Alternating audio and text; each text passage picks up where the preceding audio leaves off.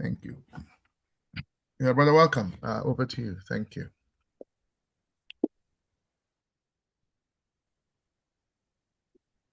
Greetings, Pan-African. Greetings to you all in the meeting. Greetings, Brother Ivo, Sister Bosha, your Brother Kwame. I welcome you to this meeting titled today, Continental Fiscal Integration and Common Budgeting. And just like what Brother Kwame has said, nobody has come out specifically declaring that they can make a presentation. As we always say, this is a safe place. This is a safe space. Everyone should feel safe to air their view and to share their thinking. Therefore, all are welcome and the meeting is open. I'll give to my sister Portia to give us a weekly briefing of the news that is going on around the globe. Over to you, Sister Portia. And welcome at the same time, Concons. You are welcome to the meeting. Thank you, sir. Thank you. Okay, thank you. Thank you, Chair. This is Go Portia ahead, Sister Portia. Yes, Chair, can you hear me all right, everyone? Yeah, sure. I suppose everybody can hear you. I can hear you. Okay, thank you, Chair. Thank you so much. And thank you, everyone. Okay, I will go through the news briefly and just giving the highlights. And as usual, if you have any questions, let me know.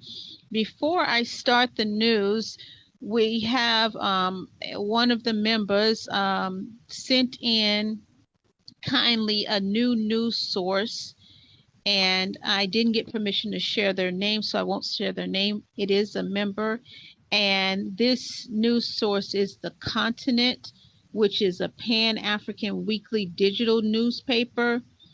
And it is, I like to let you know what is the source and who is behind the source. So from an AI Google search, it's saying that it was it has editors and journalists, but the one of the main people is Sifo Kings, and Sifo Kings is saying in another Google search that this person was born in Eswatini and grew up in a village in Botswana. Now the person to me is white appearing man, and then the co-founder who heads up the Mail, who's the African editor of the Mail and Guardian and the editor of the Continent. Sister Portia? Yes, sir. Sister Portia, stabilize the network a little bit there. It's kind of breaking. Oh, sorry about that. Okay. Is that better, Chair? Is that better? Chair, is that all right now? It's better now. Proceed. Okay. Thank you. Yes, so please. Basically, so to synopsis, it's better now. And part of, yeah. Pardon about the overlap. We'll all know that we're on a delay, so sometimes we talk over each other. Not being rude, it's just that delay. So basically, out of the two main people in this news source that I'm going to read from The Continent, they are two white appearing men, and one of them, I've already given you a description. The other one, Simon Allison, he's the African editor of the Mail and Guardian.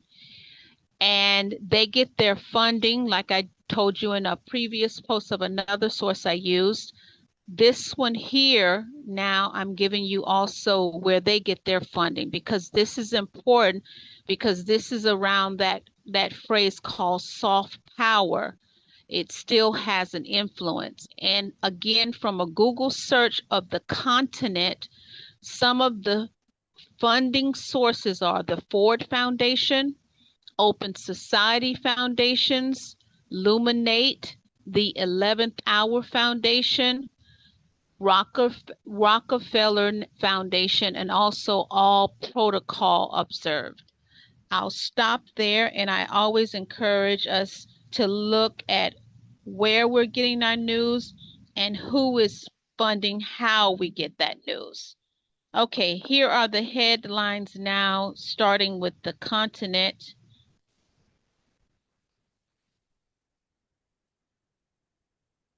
Pardon the delay.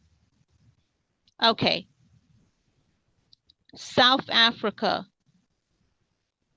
Trump's pit Sister bull Portia, in South Africa. Trump's pit bull in the doghouse. DRC. Sister Portia, Gettler. Yes, can you hear me? Can you hear me now, Chair? Sister Portia, Yes, Can we you you are hear can me, hear Chair? you. breaking. Something is happening with your network. No, we can hear her okay. I can hear her okay. Does it? Okay, then it's maybe my side. Proceed, Sister Portia, please. Okay, thank you, Queen Sister Tapua. DRC, Gertler hit with fine in mining corruption probe. Namibia, hydrogen plans threaten fragile ecosystems. Mauritius, Changos, UK court throws out Belonger's case. Republic of the Congo, sentenced to life, but where is John Guy? Kenya, biopirate nabbed with ants in his trunks. And Ghana, bid to recognize slavery as the gravest crime. Madagascar, cabinet dismissed in one fell swoop. Now I'm going to go back to the news source that I was using, allafrica.com, and give you highlights from there. I've already given you a context of who funds All Africa, so I won't repeat that. Angola, over 5,000 people undergo capital HEMODIALYSIS in Angola. I believe that's pronounced hemodialysis. Cameroon African Development Bank approves 310 million euros loan to open up the east of the country and strengthen cross-border connectivity.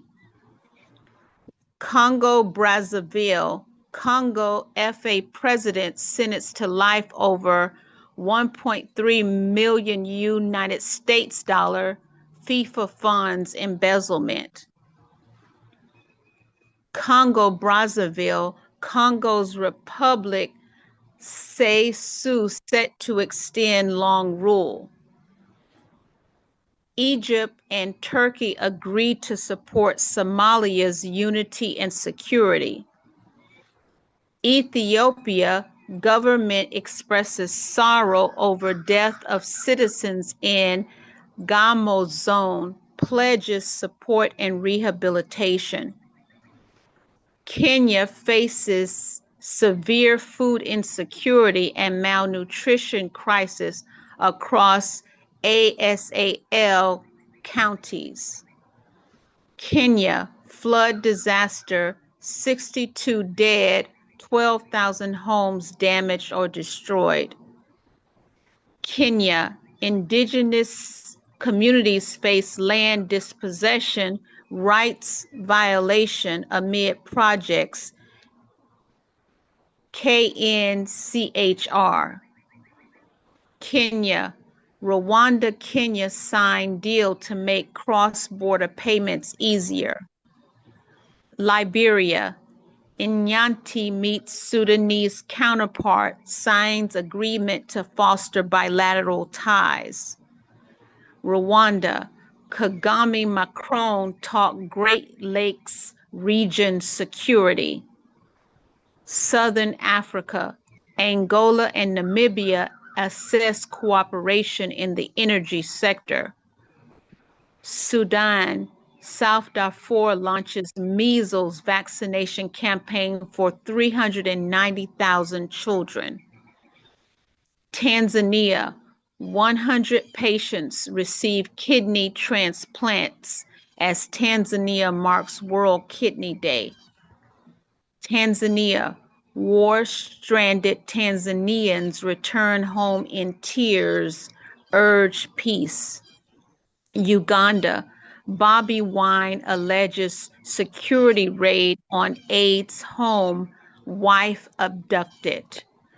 Uganda, boy 4, kidnapped for ransom, killed and dumped in pit latrine. Uganda, tensions rises in capital NSOOWE forests as pastoralists clash with licensed tree growers. I'll put all of these in the chat. This is actually not all of the news. There's so much, but I don't want to just keep talking and talking. So I'm putting what I've shared with you in the chat, and questions are welcome. Thank you. Over to you, Chair.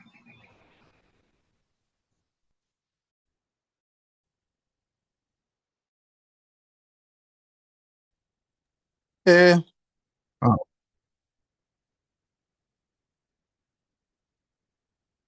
Thank you, Sister Portia.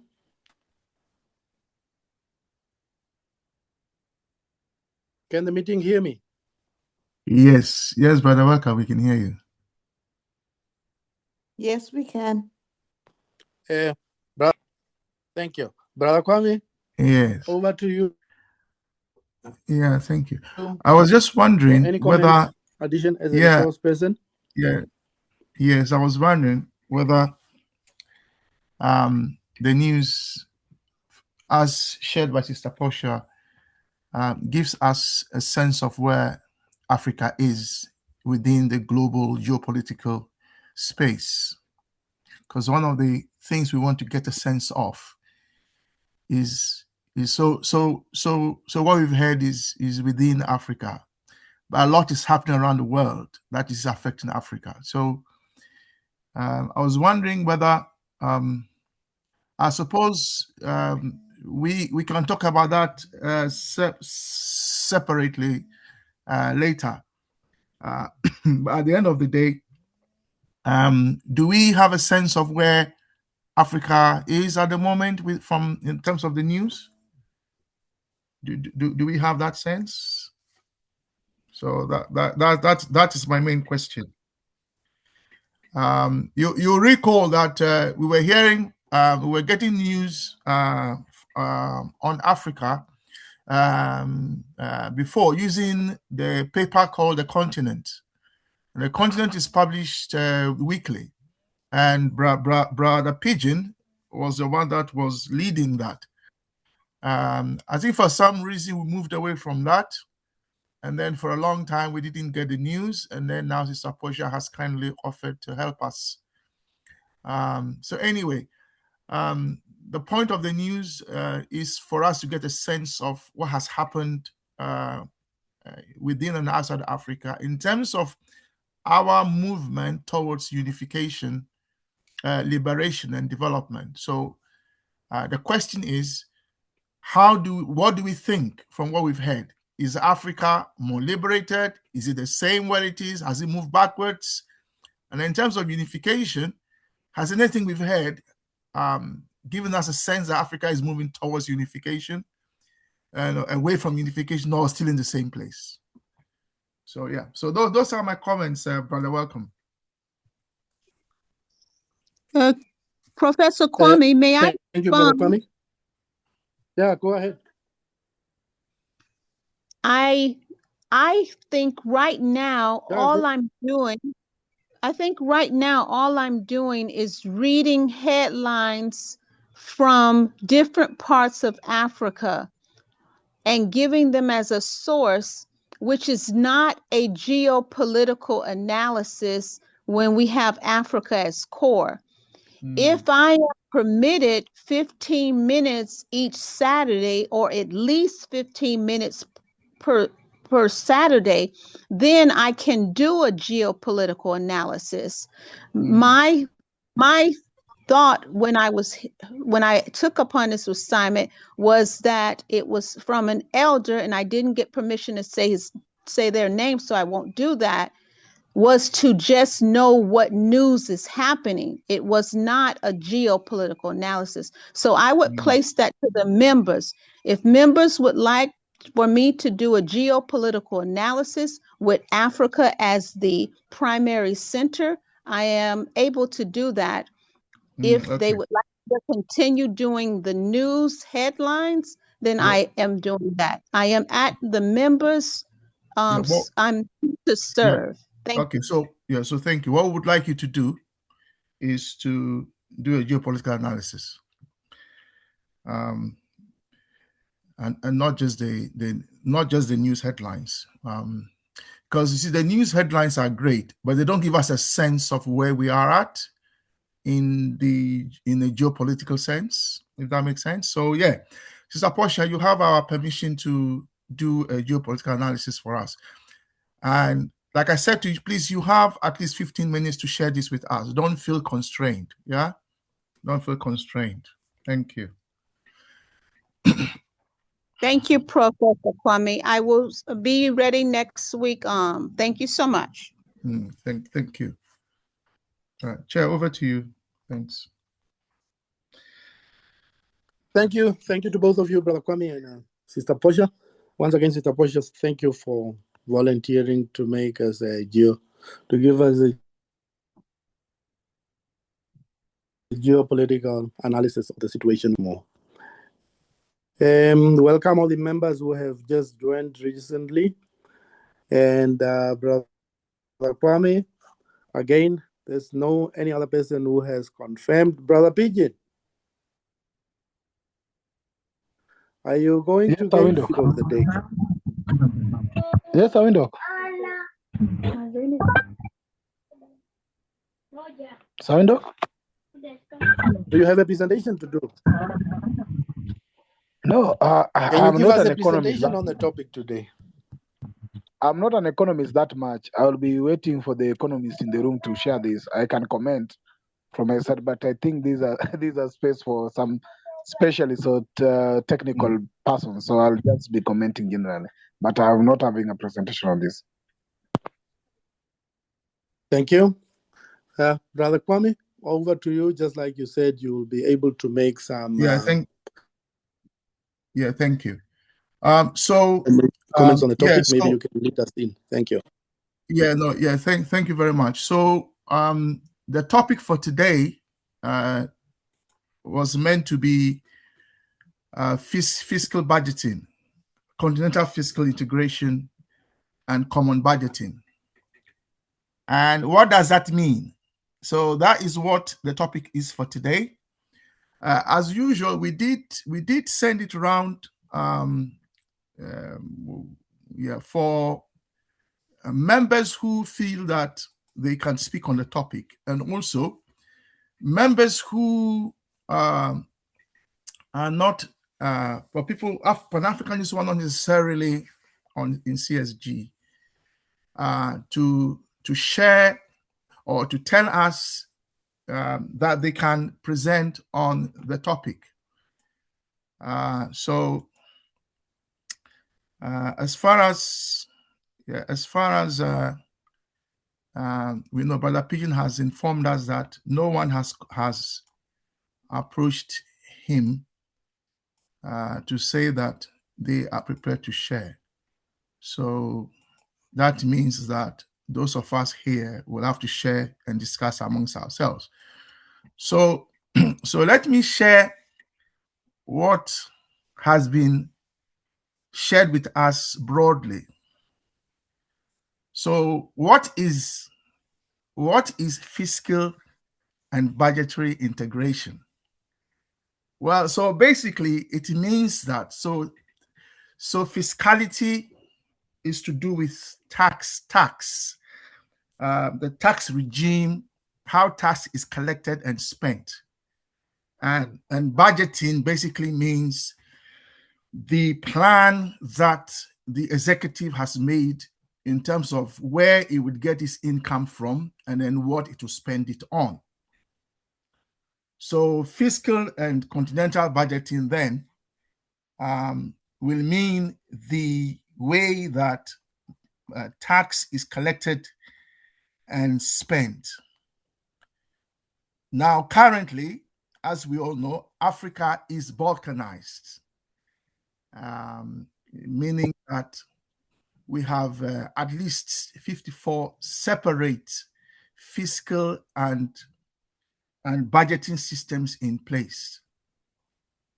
And so there is duplication, more than duplication. You know, when you say you duplicate, it means it's more than like 2. But now we have 55 of at least 54 duplications of the same process. So for us as Pan-Africanists, what we are saying is that, and that's what we want to have the discussion on, we are saying that there has to be, or we envisage that Africa must come together and unify its fiscal and budgeting policy. Not only that, not just a policy, but it must have a common budget for the entire continent. The problem is that we can't have a common fiscal and budgeting framework in terms of implementation unless there is a continental government in place. So in discussing this topic, what we are really, if you like, suggesting is that, by implication is that we are asking for Africa to unite. And in uniting, they can then unite their fiscal and budgetary systems. And that as long as Africa is not united in terms of having one continental government, that it cannot then have a fiscal, it cannot have fiscal integration and common budgeting. Now, some people would say that, well, all we are doing is talking here. We agree, but as far as we know, not many people are talking about it. And so our unification session is also a way of starting a conversation. Because unless you are having that conversation, it means the thing that you are not having a conversation about is not part of your, if you like, daily discussions as to what it is that you are thinking about, thinking of acting on, and so on and so forth. And some of the reasons why we need to look at fiscal integration and common budgeting is the problem of debt servicing. As you know, some African countries are servicing debt in terms of their budget to the tune of about 90%.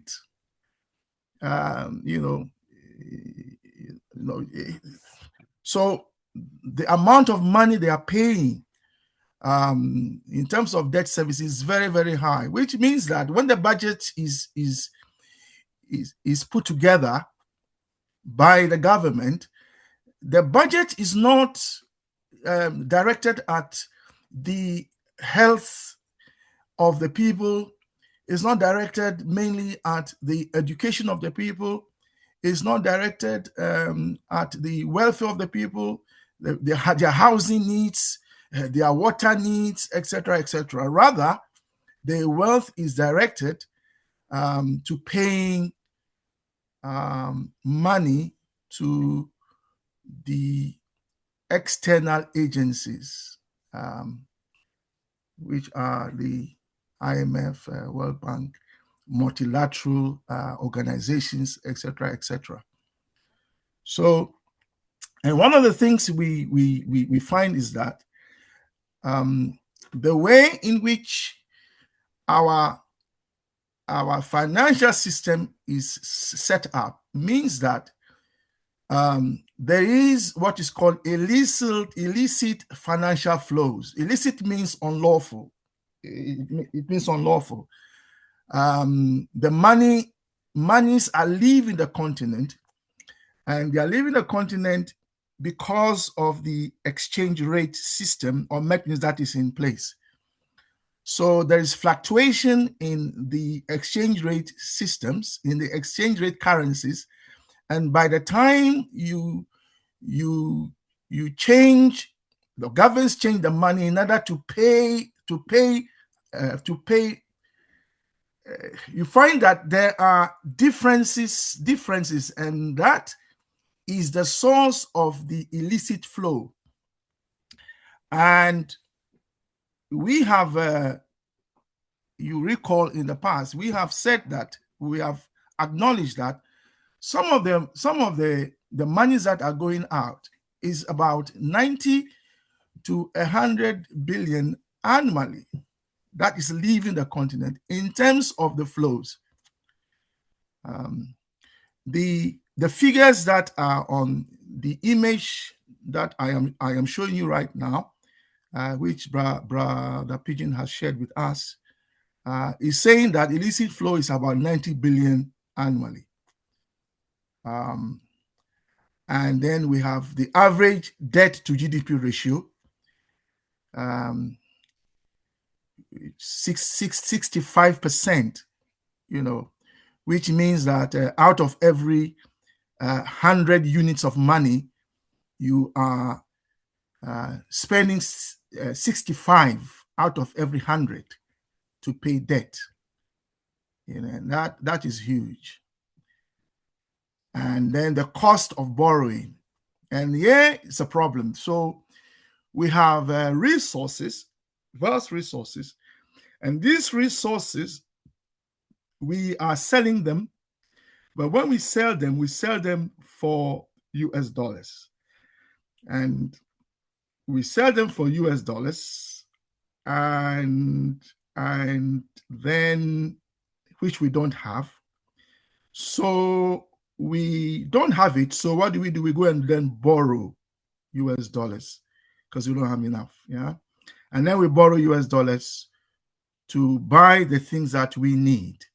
So we sell our resources for US dollars, and then we don't have it, so we borrow and then we buy. Now, that kind of doesn't make sense. Why don't we rather just swap our currencies, our resources for what we need in a direct barter-like exchange? And that way, we don't lose value, because the values we are losing are coming from the fact that we are having to go and borrow money in order to buy what we need. Whereas if we do the direct swap, it means that we don't lose value. So then that leads us to intra-African trade itself, and the fact that we are not trading amongst ourselves. And if we are trading amongst ourselves, it also means that the value stays on the continent. And so that means that we generate value internally that stays, and that value can then be taxed through the fiscal policy. And when it's taxed, then our continental government will have the money it needs in order to spend on the continental budget. And since the welfare of the people is the supreme law as far as we are concerned. It means that the continental government can spend the money not on servicing debt. It won't lose money through illicit financial flows, but they will have the money to invest in our people. It will have the money to invest in new technology, in new industries. Some are saying green industries. It will have the funds to invest in our education, and our education that it will invest in will not be the education that we have now that siphons off our most, if you like, advanced human capital, by which I mean our most educated people out of the continent. But they will invest in our own children, in Africans, and that investment will stay on the continent, okay, because there will be employment on the continent. And there will be employment on the continent because the continental African government will have the budget to invest, for instance, in a continental railway infrastructure, which means that Brother Pigeon can leave Nairobi at 6 in the morning and be in Accra by 8 in the morning, 2 hours, because of high-speed trains. And it also means that we can invest in our continental grid system, which means we bring energy, we bring electricity to the people. So what we are also saying is that the common budgeting and fiscal integration will enable us as a continent to budget for and spend on the things that are our priorities. Because at the moment, we only live to pay debt. That's all we are doing. Africa has become like a big farm where what is being farmed is just our resources. Nobody cares about us. Nobody cares about Africans. The African leaders themselves don't care about Africans. Only the Africans care about Africans. As far as I know, the African people care about the African people. So we are saying that the continent must have fiscal integration and common budgeting, which then means that we have to have a common currency, not just one continental government, but a common currency. And even if we don't have a common currency now, we can put in structures that will at least get us to be able to begin doing common budgeting. So that can start at some point. Currently, there's nothing stopping us there's nothing stopping our governments, for instance, from putting aside some amount of money to the AU if the AU was put in a position where it can implement a budget on behalf of the entire continent, even if it is in a particular area, let's say health, just for as an example, that we want a continental health system, then the governments of Africa, as things stand, they don't have to wait for unification. They can even start now, empower the African Union, give them part of their budget so that they can spend that money on a continental scale. So once we are waiting for unification to happen, there is still room, and then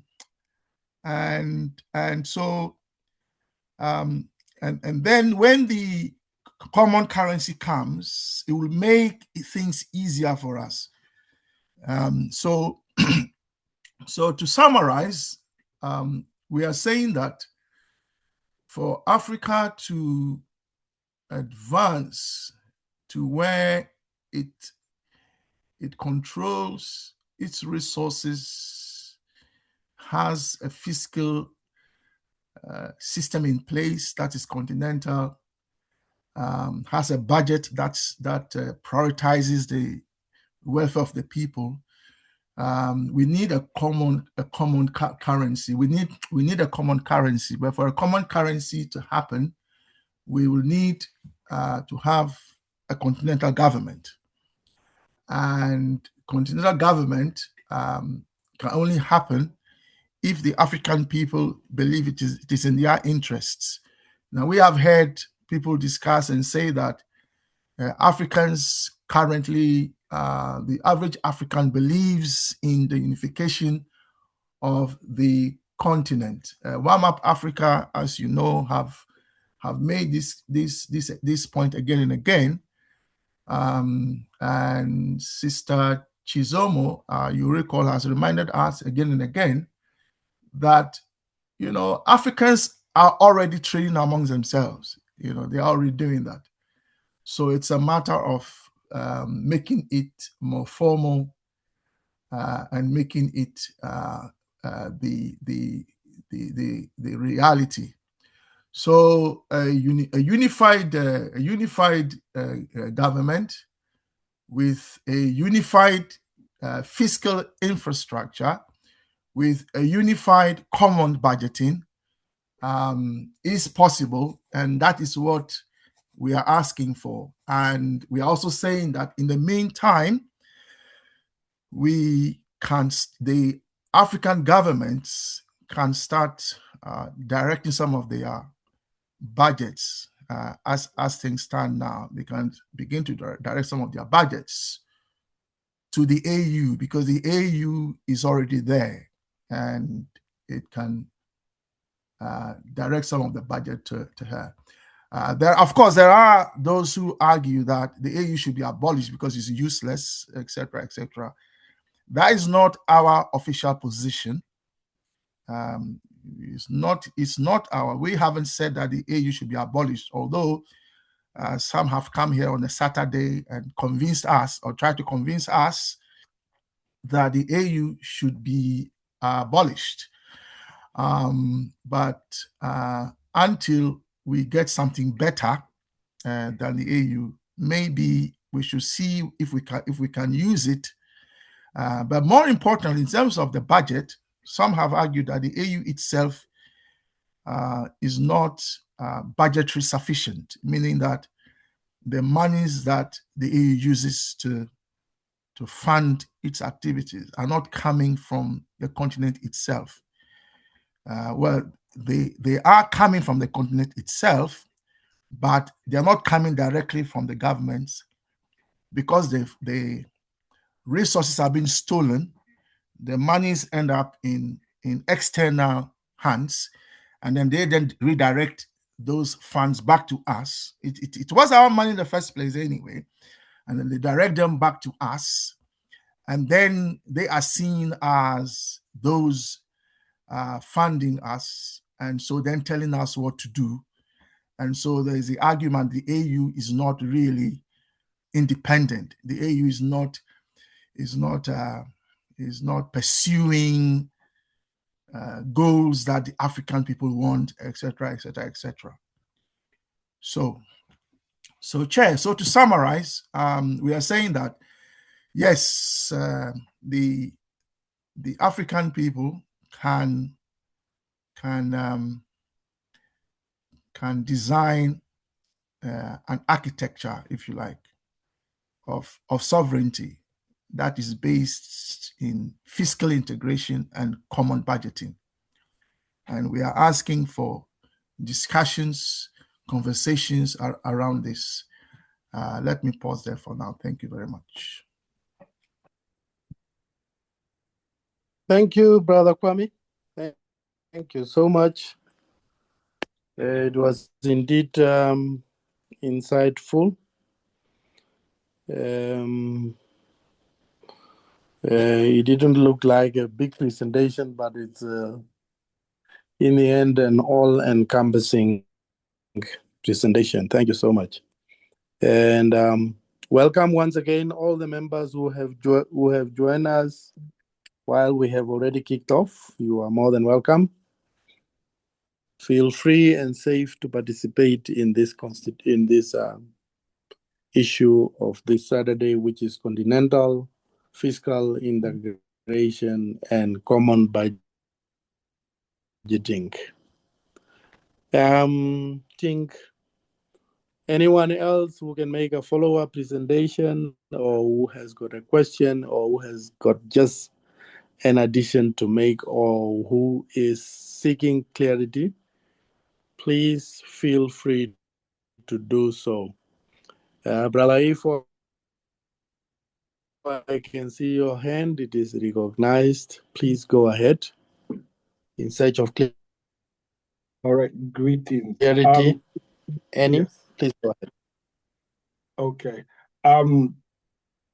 Just wanted to add some things to what was just shared. There's been some recent developments in the colonial place that they call Nigeria. They have stopped using US dollars when they're trading with China. And so now the trade in China is done either in Chinese currency or in the local currency of Naira. And so they're doing direct currency exchange as opposed to having to use the US dollar or EU or anything, or the euro. I think that is a good development in the right direction. And I think that more nations should. I still don't understand why the countries are choosing. When I say choose, I use that word loosely. To not trade in their own currency. To me, it makes no sense. So I look forward to more of that kind of stuff, so we can cut out the huge amount of money that is being lost through the currency exchange. And then the last thing is, I think that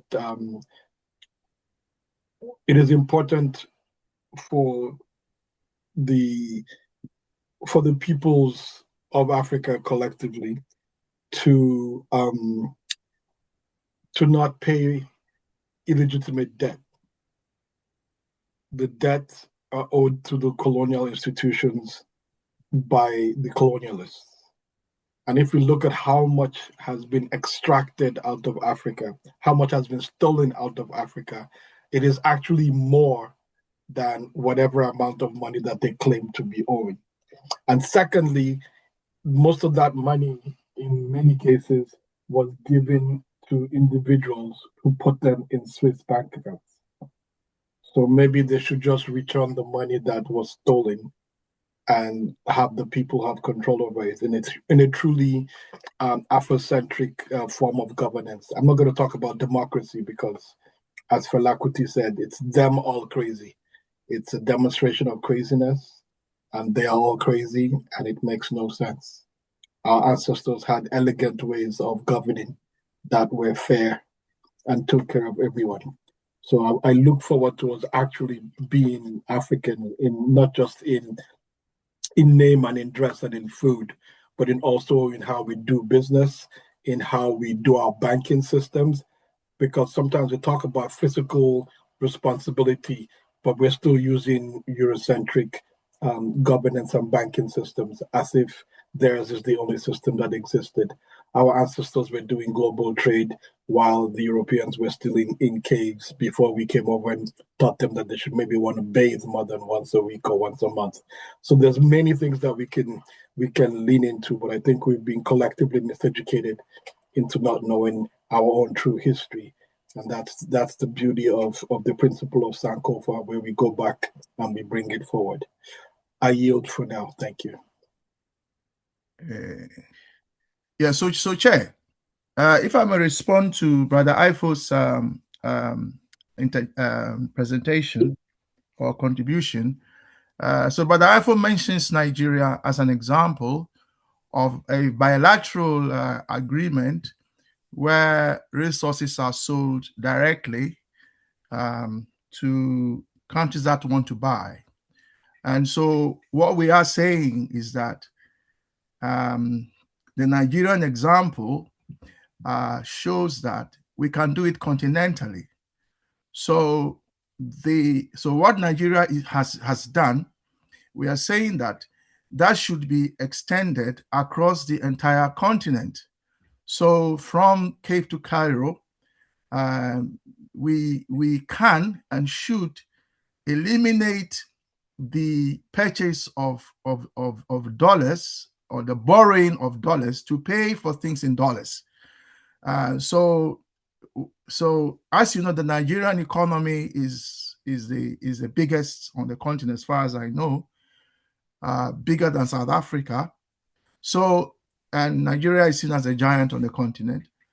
So if Nigeria has shown that it can be done, then that shows that the possibility is there for it to be extended. Now, you all recall that Nigeria was bombed, as far as I understand, not too long ago by the US for reasons that were not very clear. It is possible that bombing was a warning to Nigeria because the US wasn't happy with that deal. Now, you're all aware that there is a war going on as we speak, and that people are dying. A lot of Afro-Iranians have died. People don't realize there are Black people in Iran, and that the children who died recently in Iran, the 160 children, what people are not saying is that those were Black children that were killed. Many people are not aware of that. So the bombing, the war in Iran is for the same reason, is for what Iran, we understand, has done that Nigeria did, which is that they have set up an exchange where they can also trade oil directly. And as you know, that will threaten the petrodollar system globally, hence the war in Iran that is going on now. Because it's a life or death situation for the American elites. So luckily, there wasn't continued bombing of Nigeria, but a warning was sent. But what I am saying is that Brother Ifo's contribution reminds us of the need for us to extend that. And what we probably would need is an African Resource Corporation, so that we can bring our resources together under this umbrella organization, so that Africa can speak again with one voice. And how is that linked with fiscal integration and common budgeting? Well, what it means is that when we sell our resources, we sell it as a continent. So then we can raise funds, we can raise the money we need from there, and that money will then come into our continental coffers. And then when we do our budgeting, we can link it directly. It also means, for instance, that when we sell these resources, we can sell them for technology. So we might say that we want to add value to our coffee. We don't want to export raw coffee anymore, or we don't want to export tea the way it's exported anymore. And so we don't want to export gold the way it's exported anymore. So then what we can do is that we can then link up the selling of the resources for technology directly. And so then we'll have a new mining regime where we mine our resources on the continent, and then those resources are then channeled into new value chains for us. And then that creates employment for our young people who mostly are unemployed across the continent, and then for a better life. So in short, those resources, when they are sold that way, will yield income for our budgets. And at the same time, that which we want our budgets to buy, if we want, say, medicine, these millions pounds worth of medicine, we can swap that directly with our resources, you see, and that cuts out the illicit flow. It cuts out the middleman, and Africa saves money because we are losing too much money. So, Chair, that is my my contribution to what Brother Ifo has shared with us. Thank you. Thank you, Brother Kwame. Sister Bosha. Thank you, I Professor. recognize your hand. Thank you, Professor Kwame. Thank you for your presentation. Professor Kwame, I have a question or comment. My question is, how is what you describe different from the African Continental Free Trade Area? How is that different? Because as you know, it hasn't been realized, but one of the aims of that area, that initiative, is to have a singular currency, and then of course having the trade and not having any barriers. So I take note of your criticism about the AU. I just would like to know that. And then my comment is, I would suggest, with such a idea, which is definitely important, I would suggest abandoning any type of agreements that say a country has to be working in United States dollars, particularly because the United States dollars is already in decline by many experts in that field, which I am not. But there is the continued point that the dollar is just already out. It is just a matter of when it's going to happen, if it's not already happening in real time. So that being said, I think an abandonment, in my very nascent purview opinion, is just leaving those agreements and starting from scratch. And particularly with starting from scratch, having the infrastructure that is owned by Africa and its diaspora. Because right now, when you mention about the war that is happening in Iran, for example, which many people are arguing was it is Iran who is now defending itself because it was brutally attacked.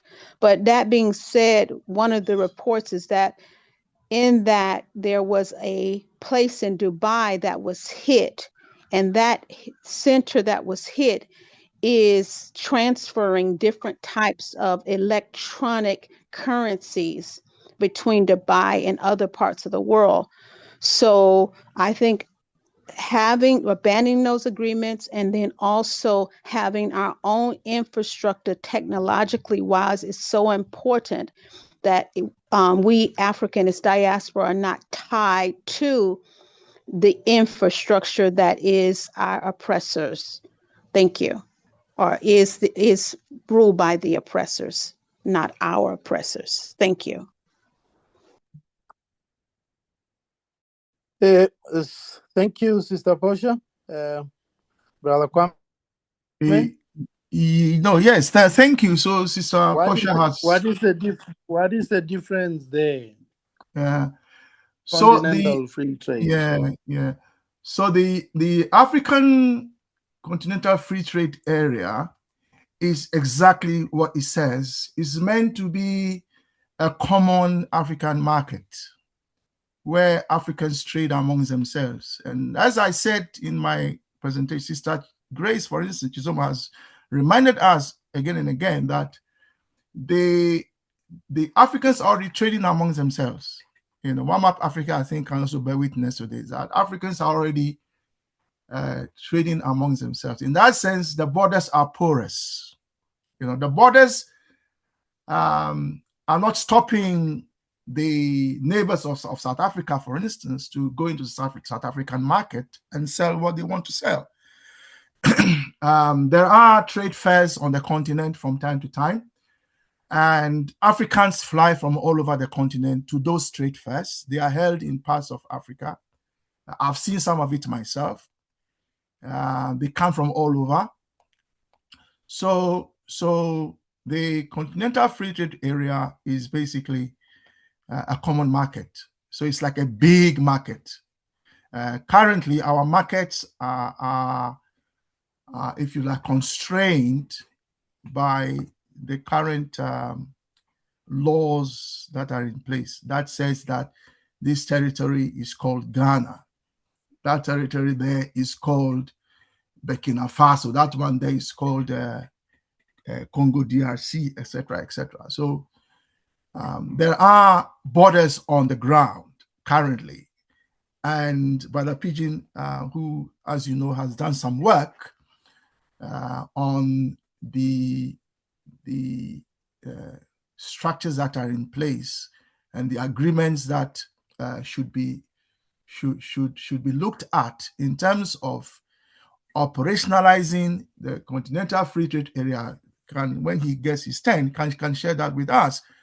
And so there are protocols in place that need to be. There are protocols that need to be in place for the common market to operate properly.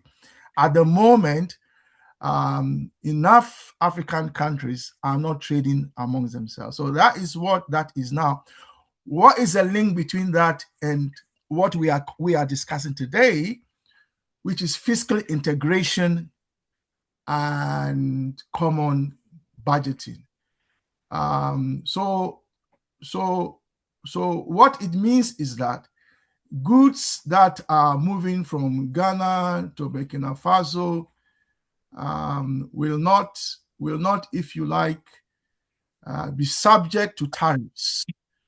But then goods that have taxes on them, because some goods will be taxed. So those goods that have taxes on them, so those taxes will flow directly into the fiscal budget of the fiscal infrastructure or the tax system of the continental government. And so then those monies can be redirected to what the priorities of the African people are. In terms of, we are hoping at that time there will be an African parliament in place, not the current structure where we have a duplication of parliaments, 54. Well, not all of them have parliaments because some of them are monarchies, but the entire continent will have one parliament that can work effectively and efficiently. So then the parliament will make the laws and so yeah. So yeah. So yes. So that is what we are hoping will be in place. Yeah. Thank you. Thank you, Brother Kwame. Sister Chisomo, the floor is yours. Hello. Yeah, no, I came in late, obviously missed many of the presentations. I don't know if my question has already been addressed.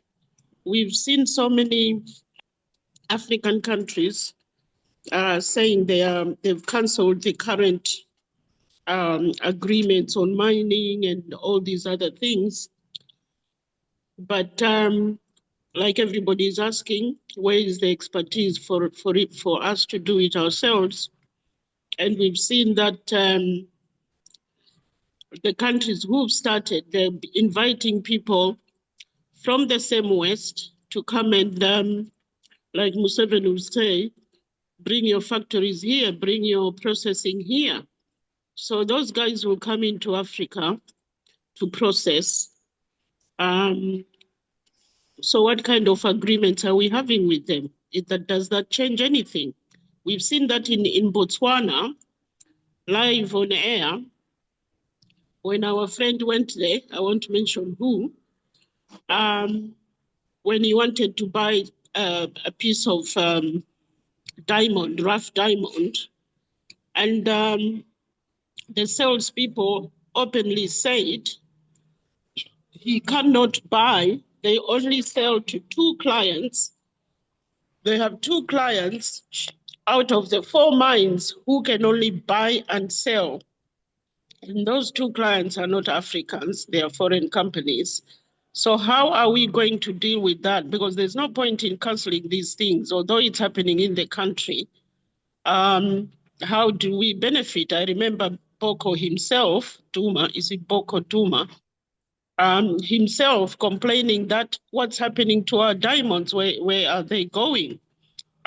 This country shouldn't be in this economic turmoil when we've got all these diamonds that are just disappearing. So they are being processed in the country, but they're still having problems. So how is this going to help us without building the expertise to do it ourselves? Thank you.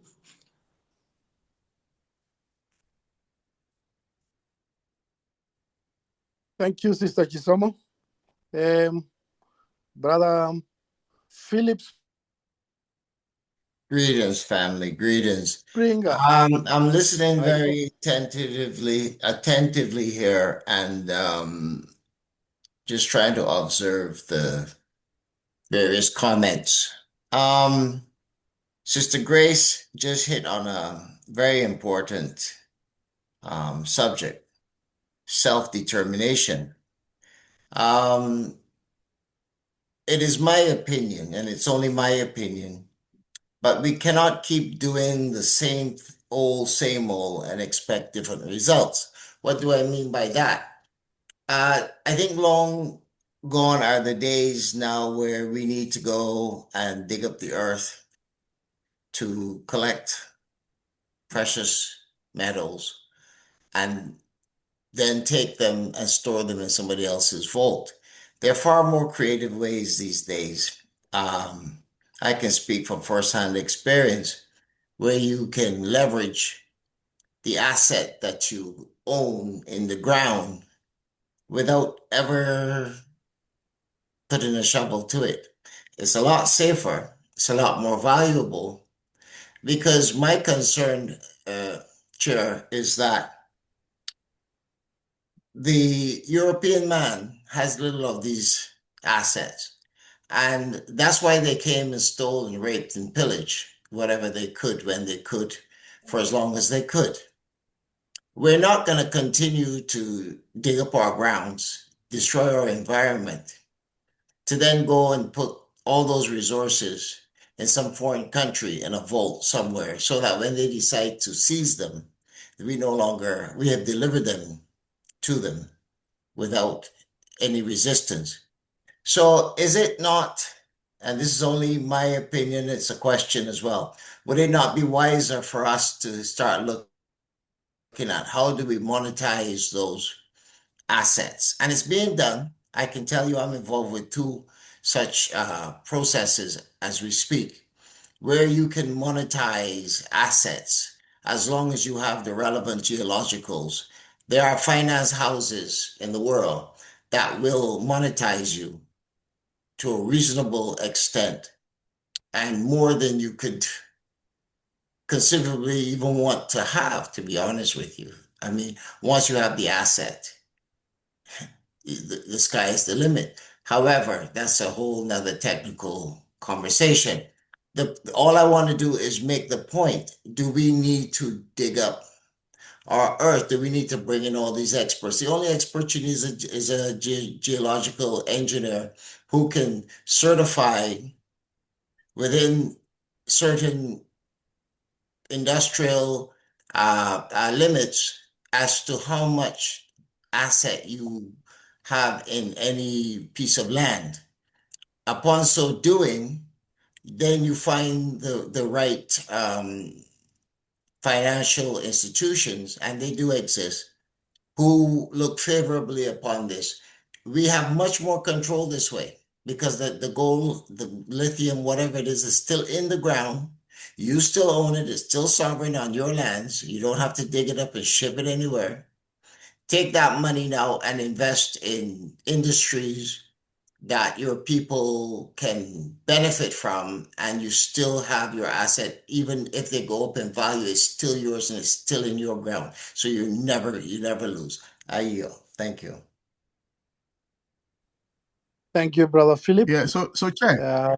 Yes, You yes, see, go ahead. you see the challenge, as Brother Philip has drawn to our attention, is that, you see, and Sister Chizomo before that, is the problem we have right now is that, now let's not forget the topic for discussion today, which is fiscal integration and common budgeting.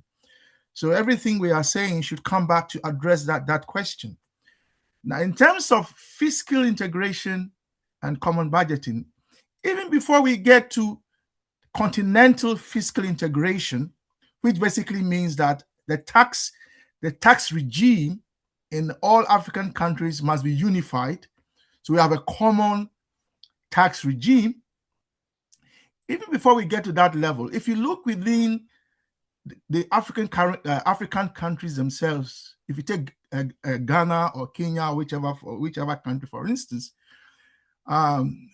those countries that have resources, in the ground, for instance, when those resources are mined, quite apart from the fact that the resources are mined and taken elsewhere, the problem is not even that. The problem is that resource that is mined, the value from that resource does not find its way into our budget. You see, that is the problem. That's the fiscal problem. That there is the value, you see, that is generated from the mining of that resource does not find its way into our budget. You see, rather, as I explained before, it is exchanged for dollars, which is not our currency. You see, and in the meantime, we need to buy things in dollars. So we are exchanging our valuable resources for paper. So to come back to the main issue here, is that the resources that are being mined are not, the value generated is not finding its way into our fiscal infrastructure. That is the problem for us. Thank you. Is that a physical handicap? Well, yes, because the value you get from selling gold is not finding its way into your budget, you see. And so then the question, right, why are you mining it then? Why don't you let it remain in the ground? Because you're not getting any value for it, you see. So what we are saying is that, and there are now people on the ground who are calling for the valorization of our resources, in the sense that the resources in the ground, when they are mined, must find their way into our central banks, and so that our central banks can invest directly in us. In other words, it's called direct sovereign financing. And for those of you who know the history, direct sovereign financing is one of the reasons why Nkrumah was overthrown.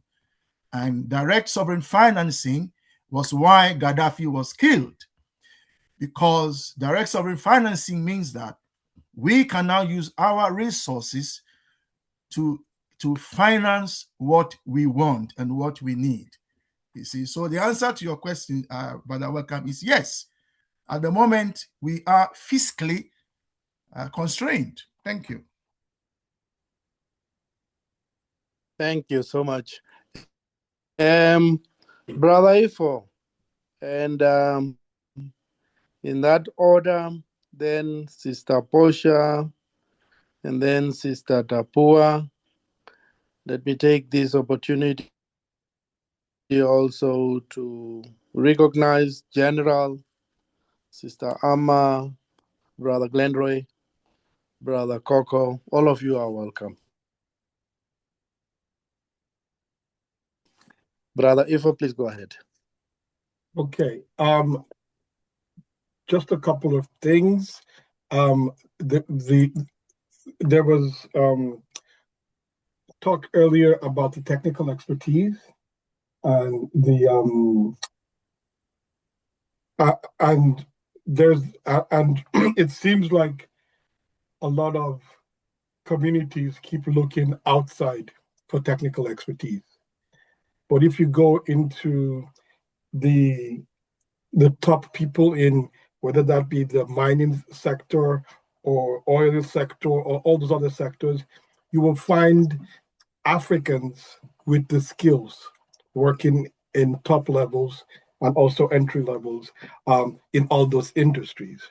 So I think that there is a lack of imagination, which we will call colonial brainwashing, that causes some of our governments and even some of our business people to always look outside instead of looking inside to find out maybe your neighbor or maybe there's someone in the community who studied mining, who studies all these things. Maybe there's a relative, maybe there's someone you don't even know, but you find out, okay, you're from Botswana. I was in here. There's so many of the people who have those skills, for example, from Botswana, who have engineering skills, who have all the skills. Same thing in Nigeria, same thing in Ghana. I suspect the same thing in Kenya. We have too much talent, but we refuse to utilize them. Even Dangote in Nigeria is refusing to pay local engineers, but he's paying extra money for white folks. He's also paying extra money for Indian folks. So there is a deep disrespect for local talent. And I think that's one of our problems. Then another thing is about the factories. It is 2026. There is no logical reason why we need to invite anybody to set up a factory in Africa. If we go back to the time of Mansa Musa, which was before almost any of these colonial empires existed, there was local development of gold.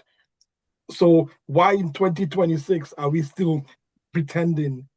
I say pretending because it's not a conscious pretense, it's like an unconscious pretend that we need somebody else to come and set up a factory.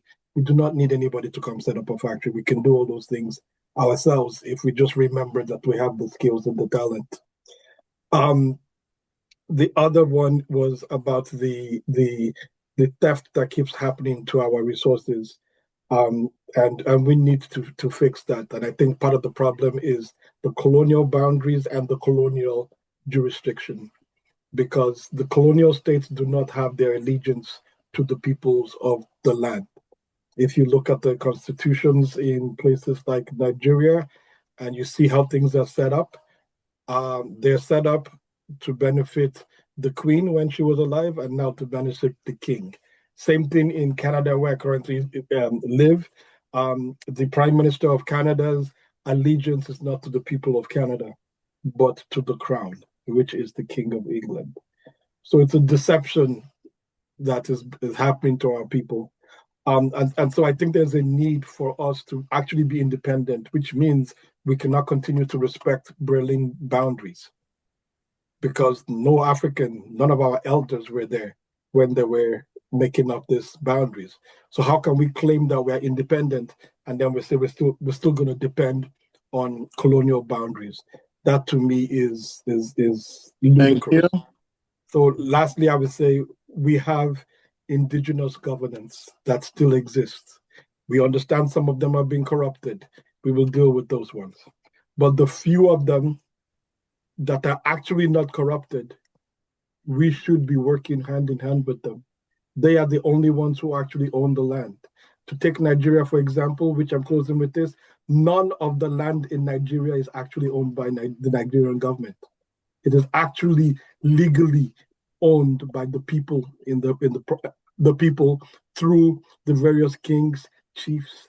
That's who you buy land from, not from the state of Nigeria. When Nigeria needs land, they go and they beg the kings to give them land, or they beg a chief to give them land, or they bribe them. But the real thing is they do not own the land. And I think that that's the same thing all across Africa. So we need to stop respecting colonial boundaries and land. I yield. Thank you. Chair. Thank you. If I may Yes. just make a small comment. Please. So, Brother Ifo, I mean, I admire your zeal for African ingenuity and Is it on land ownership? And so on. But I think we have to be realistic. If you take the Dangote refinery, for instance, Brother Ifo, I share with you your concerns that Dangote is not paying local people the same amount of money he's paying for expatriates. Ghana had the same problem with our oil refinery, the thermal oil refinery. We were paying expatriates more than the Ghanaians, etc., etc. But the point is that there is no African company with the skill set to build a Dangote refinery in Africa. It doesn't exist. So Dangote refinery was built by an external company. Yes, Africans were involved, but the refinery was built by an external company. So when you say that there's no reason why we cannot build manufacturing or factories and so on, the reason we can't and can, because it's not everything that we can't do, is that where we don't have the skills, we buy them. And this is where I'm linking what you said again with fiscal integration and common budgeting, because this is our topic for today, so that we need to bring everything back to fiscal integration. And so in that sense, there's no reason why Africa cannot set up a Dangote type refinery. There's no reason. And if it is a case that we don't have the funds, then what we are saying is that there must within common budgeting. Yeah, when we have common budgeting, we must be in a position to budget for the things that are vital for our survival. And so if there are skills we don't have, yeah, and not look, there is no country that has all the skills it needs, all the skills that are needed to produce everything. All right. As we speak, if you take manufacturing, for instance, most of it is happening in. It's not happening in the US. Manufacturing is in China. You see, so if we don't have the skills, all we are saying is that the common budgeting must enable us budget for those resources. So even if we don't have resources, we can buy the resources that we need, and that is the key point Thank here you. as far as common budgeting is concerned. Thank you. Thank you, Brother Kwame.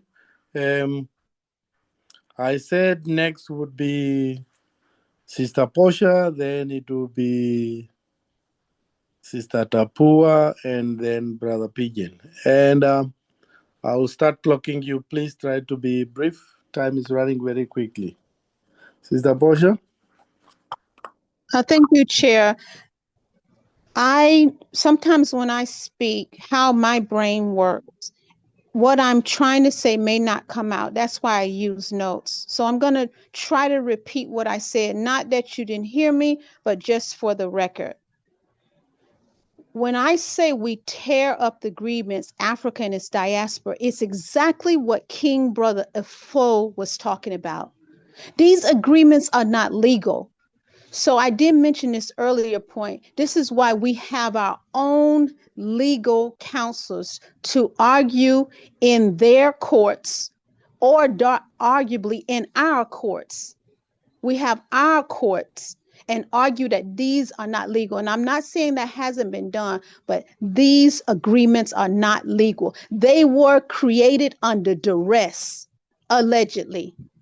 So this is what I mean, tear up the agreements. Now that comment came up with another, that point came up with another point that was not necessarily related, but saying we don't have expertise.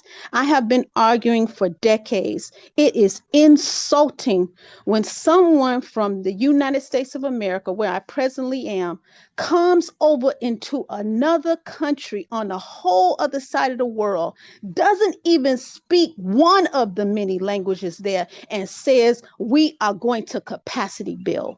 This is insulting. Everything that you think you coming over to our continent to build, you have robbed, stolen, and all other kind of illegal manners. So everything we have here, and now as I always try to do, I like to try to give a practical example with myself, not trying to eye myself, but just saying this what I've lived. I told you before I was homeless. What that means, there were days I went without food in 2025. Days, not one day, days without water. You can't go water more than 3 days, but I went days without water. And I said, how am I going to get out of this situation? After all of the shame, feeling like failure and all of that, I could not see any way out. Because why? I was looking at it from a racial capitalist system purview. I was thinking, I've all applied for all these jobs. I haven't got any money, so there's no way I'm going to just starve to death. And then I went to the ancestors, my ancestors, the one who I really know got my back. And I said, please make a way. And to date, those ancestors have made a way. And it wasn't through the oppression.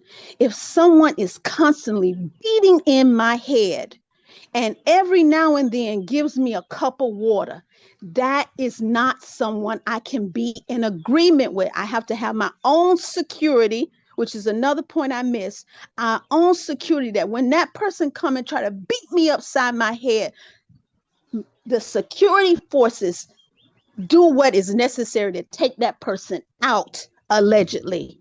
So tearing up the agreements, having our own technological resources, which, going back to King Brother Efo, we are such a smart people, and not looking at it through their system and not using the usual point, well, it's the only system we have. It's not the only system we have. And to that, going back to the topic at hand, after we have our legal, after we have our security, after we have our own technological infrastructure, we do have resources here. We have them here, and we don't have to use them the way the oppressors, say we should. I yield. Thank you, my sister. Thank you so much. And Sister Tapua. Yes, my brother. Go ahead, please. Hello. Thank you. Yes, Sister.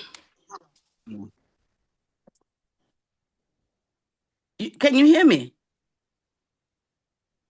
Loud and clear. We can hear you loud Thank you. and clear. Please go ahead. Right. I'm going to react to some of the comments that I've heard from brothers and sisters here, and thank you very much for your contribution. I will start off with skills. I think saying we don't have the skills and saying that the skills have to come from outside fails to recognize that America and the West have built their reputation on our skills. The amount of brain drain and migration that has taken place. I mean, if you look at the Silicon Valley today, it's largely Asian influenced. But when they stand up, when America stands up, it doesn't say Asian. It doesn't even mention it. It's called American. Some of the Black people from the continent and from within America itself who have contributed are not mentioned by race when it comes to upholding American pride. So we need to stop and think and analyze how we build ourselves up as a people. Because if we lack certain, or if there is a need for a particular skill that we cannot identify anyone that could help us, the person comes in our name. The development happens in our name. We build factories ourselves. We only hire engineers, but we're not going to label the factory as Indian built or European built, because that's succumbing to the psychological colonization that we've been subjected to. Like brothers and sisters have said here, which country is self-sufficient in skills? We know the poachers. We know the people who will steal ideas and label them as theirs. And we, as African people, can leverage what we have and build things in our names. I mean, China in skills. Japan started off by replicating. Now they've become masters. But when the product was produced there, it didn't cease to be Japanese. It just it's the reputation developed. They built the name. And that's what we need to do. We need to build our names. We, as an African, we need to make sure that we are focused on seeing ourselves in a positive light and not say we can't, and not justify that Dangote got skills from outside. Dangote, I mean, Africans were involved there. Dangote could have simply hired and then, but preached that Africa had built the system. What would have stopped that? Nothing. It's our own psychological mindset that we need to change. And then on common budgeting and fiscal integration,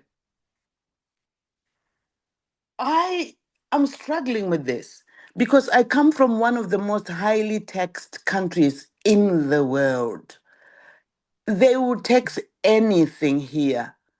And one would hope that being Zimbabwean, if there was fiscal integration, then it could save us. But here is our problem. Our leadership, general leadership in Africa, lacks the will to effect common budgeting.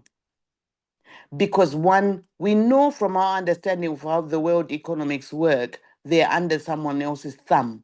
And in the process, they're benefiting from it. They lack the courage because their paymaster will not allow them and they agree with them. That's why you have all this banking or in foreign countries and so on. So if we're going to start talking about common budgeting, we also need to be able to understand whom we're refusing to get into this honeypot, because there will be fights over this. Because this is where families and tribes and all are fighting to get a share of the pie. So, whilst we're aspiring to get a common budget going for Africa, we also need to contend with and think of how we're going to convince our leadership or force our leadership to have the will.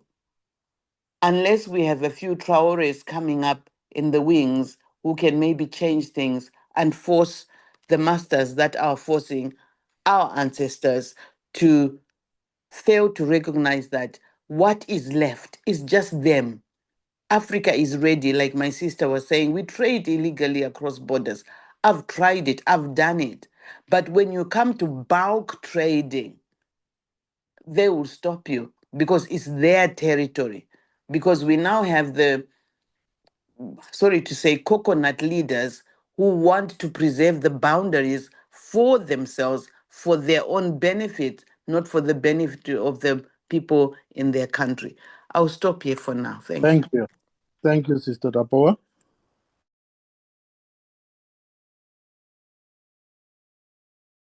Thank you so much. Pigeon, Yes, you Brother said Window, can you you hear got me? a small presentation and your hand was up. No, I'm doing only 5 minutes Yes, I can hear maximum, you. please. If you Please go can I ahead. go ahead? Thank you. Yes, please. Now, I want to give typical example on the problems of budgeting. You remember the 2024 protest of the Gen Z in Kenya was caused by the same thing, budgeting. And we lost many of my fellow young people because we were protesting budgeting. Budgeting that in the same time the budgeting was being passed, representatives of EU and US were present in our parliament, seated in our parliament.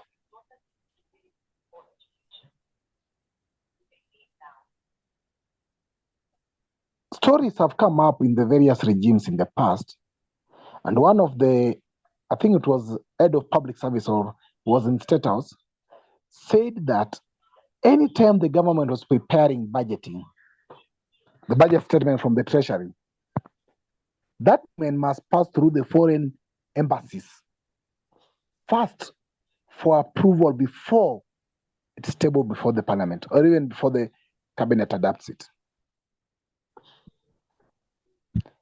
That tells you that the budgeting that even so-called 54 states are doing is not for the interests of those citizens. That budgeting has the interest of the so-called West, or whatever you want to call them, interest in our budget.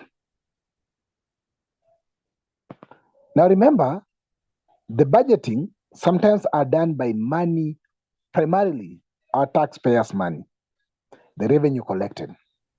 Then why should America dictate how the revenue collected in our country must also be used to give budgeting for our countries? It is not their money. But that's the key issue that's going on, I think, in most of African countries.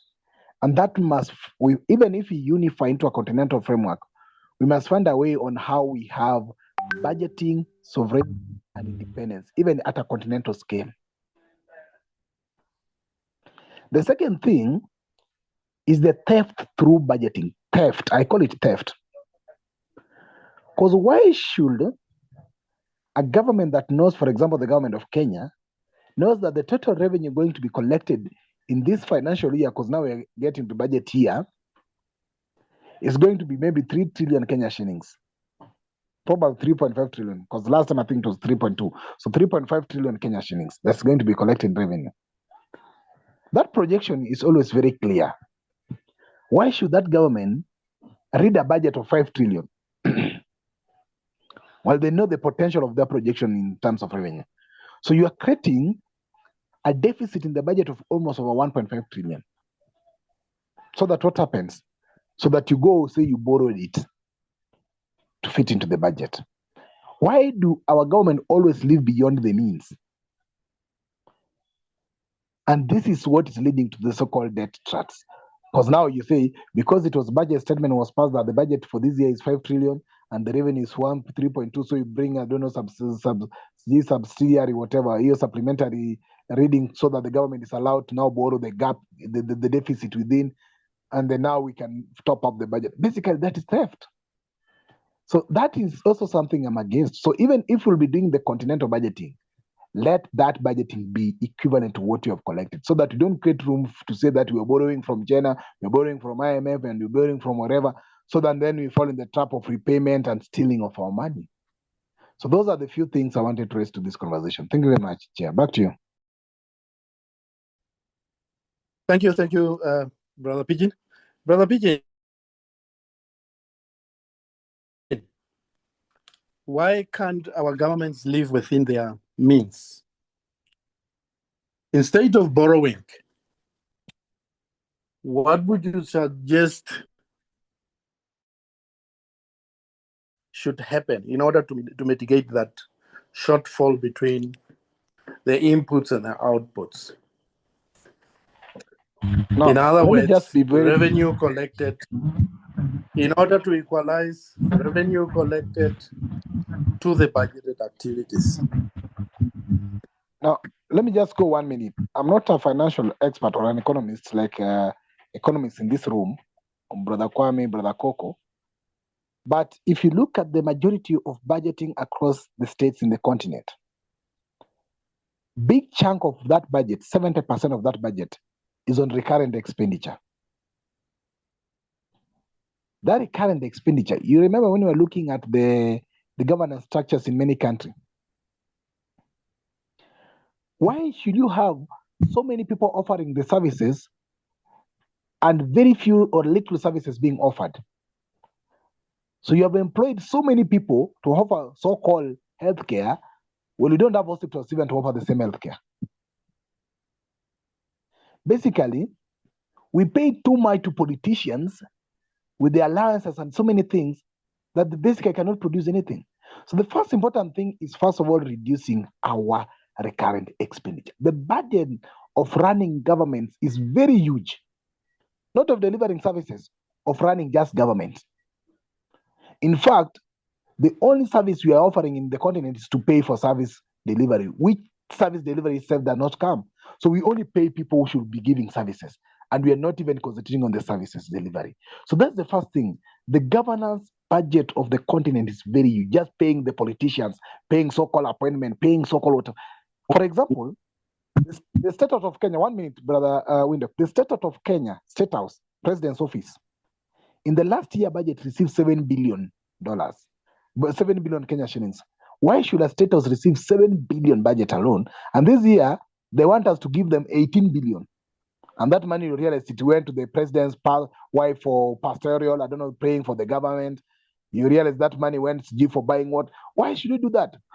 Why should we spend money? So the problem is, to balance this, let's reduce, first of all, recurrent expenditure and ensure development is 70%, service or recurrent expenditure is 30%. Not whereby recurrent is 70, development is 30. We need just to balance that equation so that we live within our means. Thank you.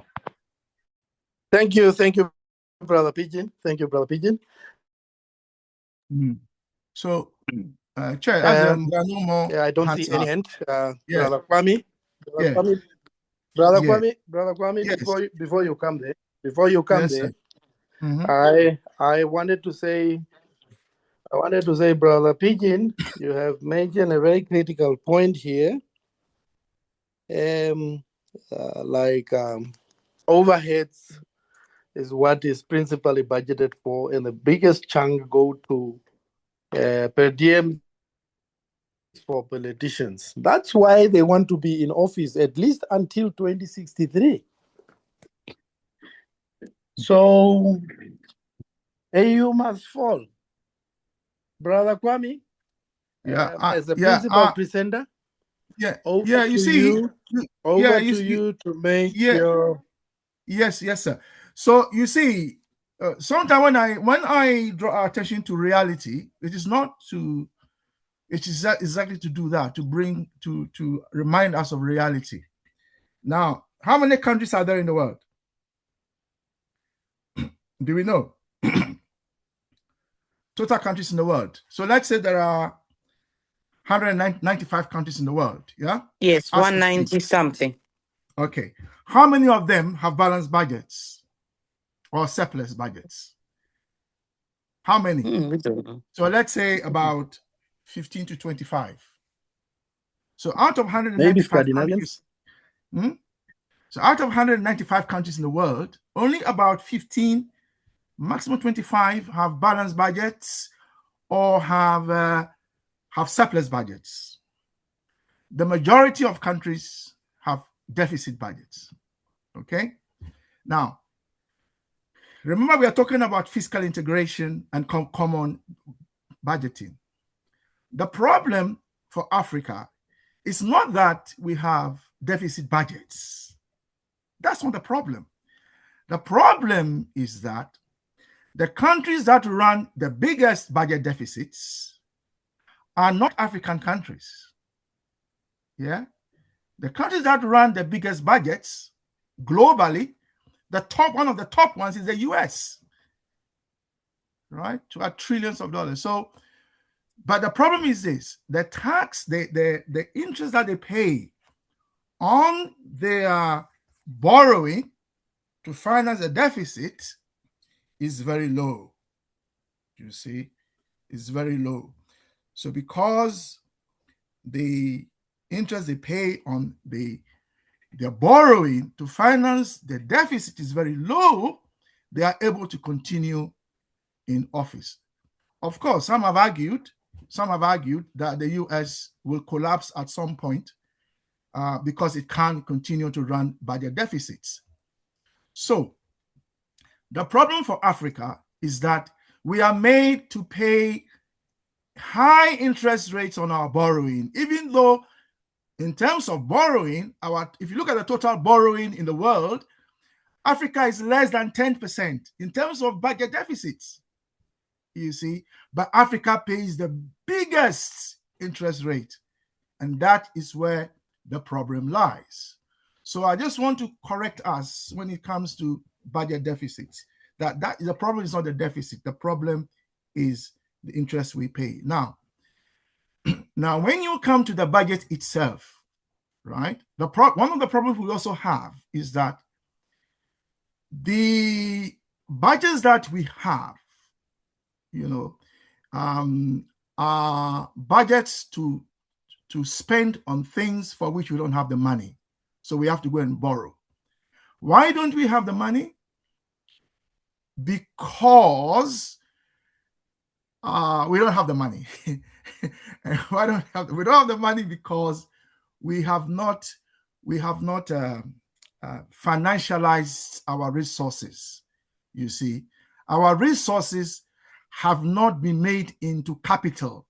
So you can have lithium, but that lithium that you have has not been turned into money so that you can use it to fund the things you need in your country. You see, and that is why we are saying that what the African countries need to do is to set up some kind of African resource corporation, bring all our resources into one pot, and then from there, we can buy the things that we don't have, okay? It's not to put anyone, if we don't have any resources in terms of skills, all we do is buy them. And we can have deals where a country or a company that comes to set up a factory in Ghana, for instance, one of the deals could be that, yes, we have this skill, we don't have that skill. So part of the agreement will be that you will teach our people this skill set.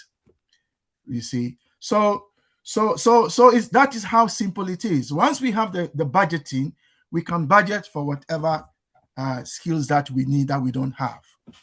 And to say that Dangote oil refinery was built with external skill set in terms of the company that built it, it's not to put Africa down. But I'm not suggesting that we can't do it. We can't do it. But to do that, we have to, if you like, streamline our fiscal structures. And so that comes back to the point, which is that how can Africa have a fiscal infrastructure that works when Africa itself is not united?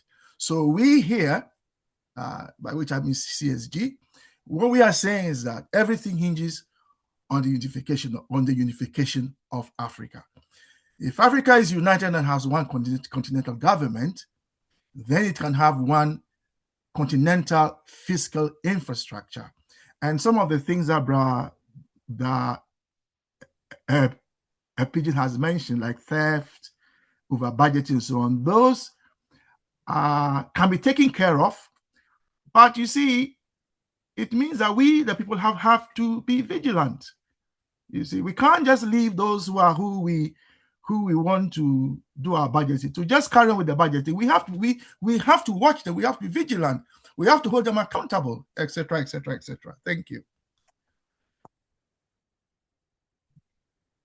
Thank back you, to you, Chair. Thank you, Brother Kwame. Yeah, thank you, Brother Kwame, for your concluding remarks. And on that note, take our announcements for the week to come. Brother Pigeon?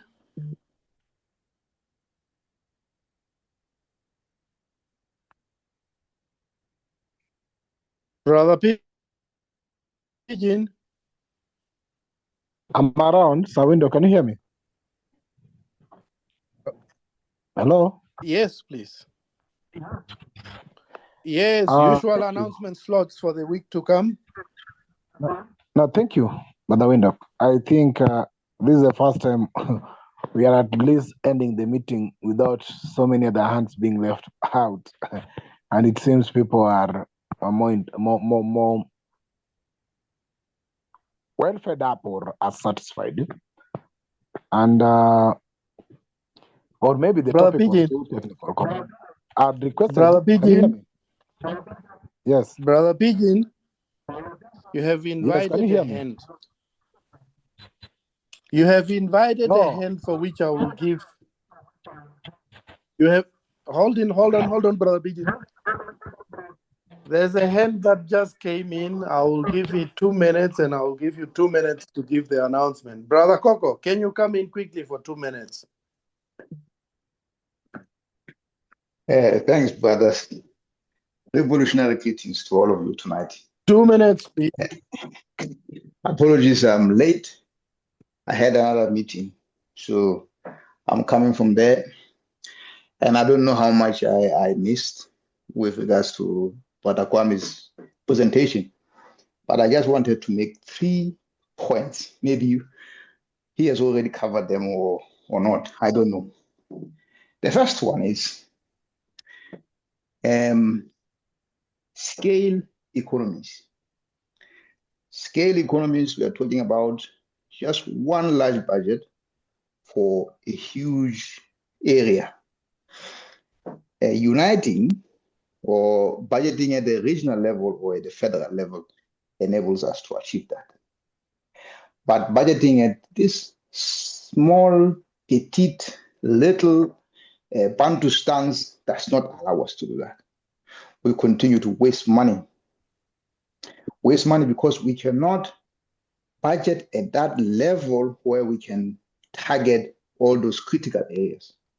And that's number one. Number two is what Brother Ifo mentioned of always looking outside. That's by design.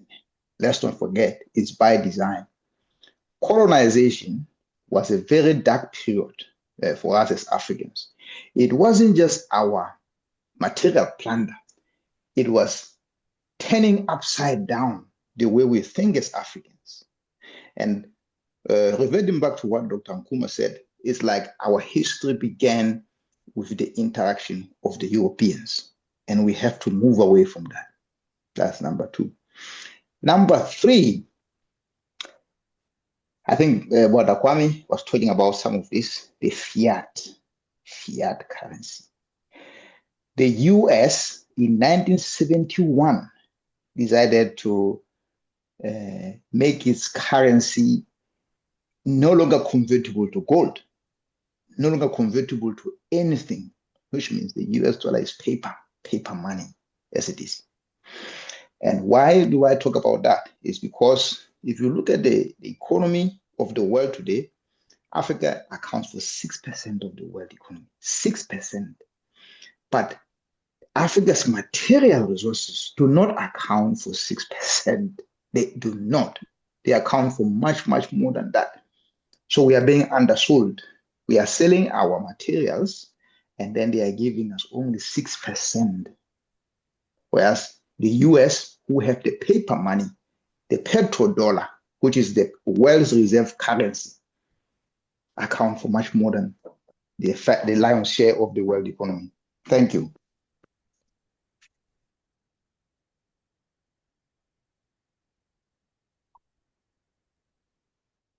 Thank you, Brother Kogo. Brother Kogo?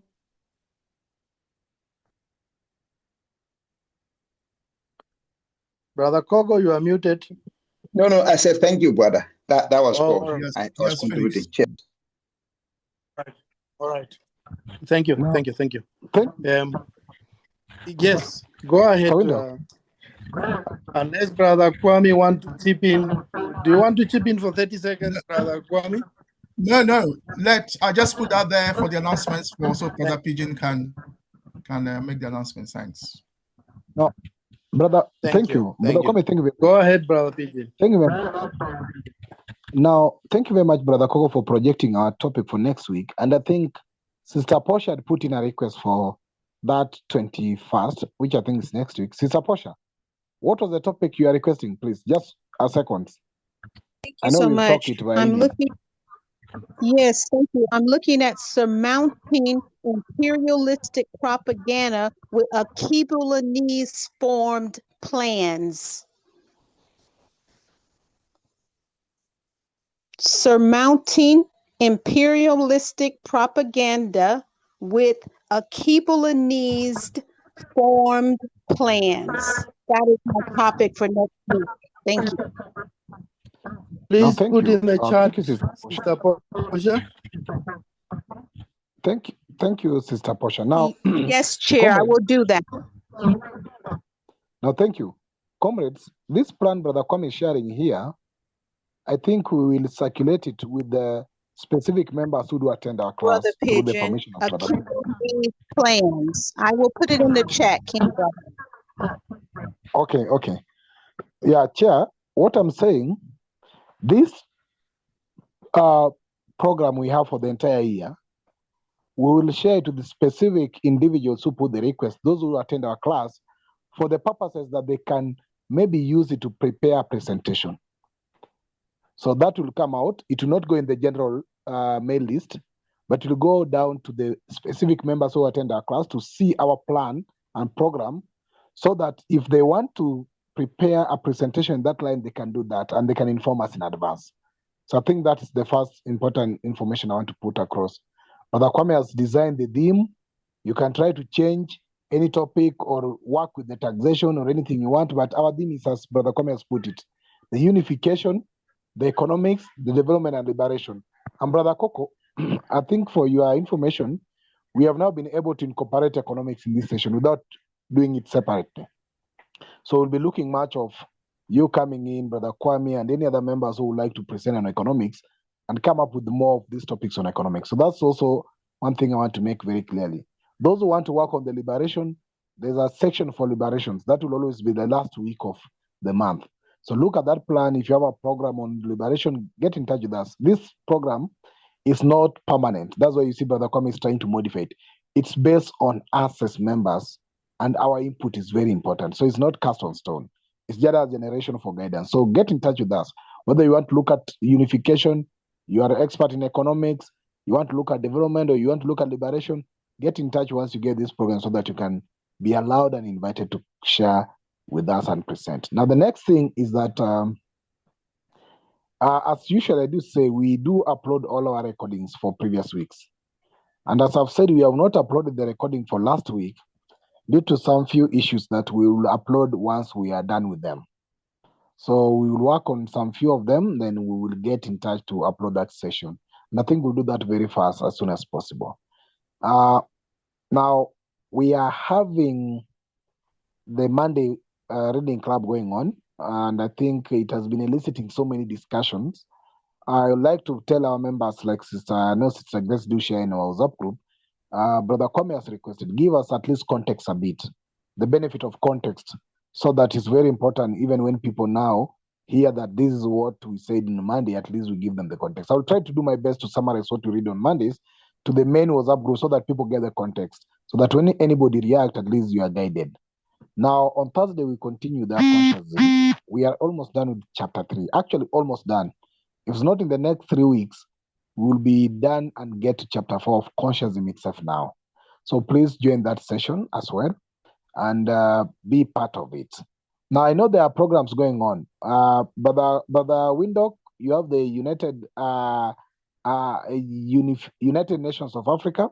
I will request you, if you need to have a separate session or meetings to help you build up that, and even the document Brother Kwame had promised to produce, we can work on separate dates, probably for a meeting, special meetings, so that we can also finish that project that's ongoing. There's a project ongoing on the education.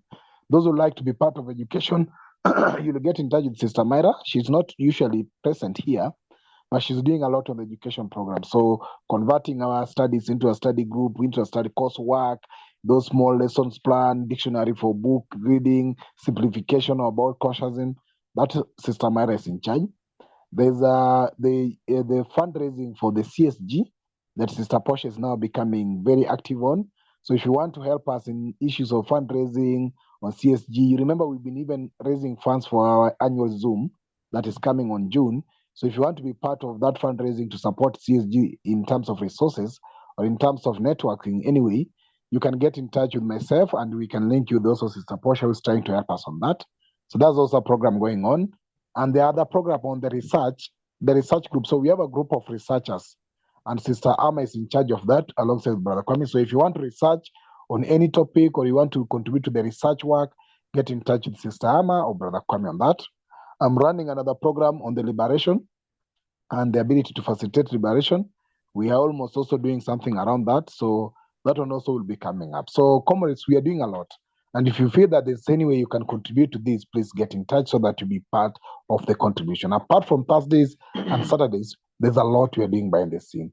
Without taking much ado, please permit me to leave you for now because it's been a long time for your data and your time seated down to contribute to this. Thank you very much from wherever you've joined us. And Brother we really Kwame? appreciate and request you to. Brother Kwame? Yes, sir. Yes, sir. Over to you. Anything else from the nothing else except to say that what Brother Pigeon has said about the research, Sister Alma is leading that. She's asked for those in the research group to share their interests. Sister Alma is still waiting for everyone to share their interests so she can move the research forward. Sister Alma is heading our research endeavors. Thank you. Thank you, brother. Welcome. That's it from me. Yeah, I'm going to stop the recording now.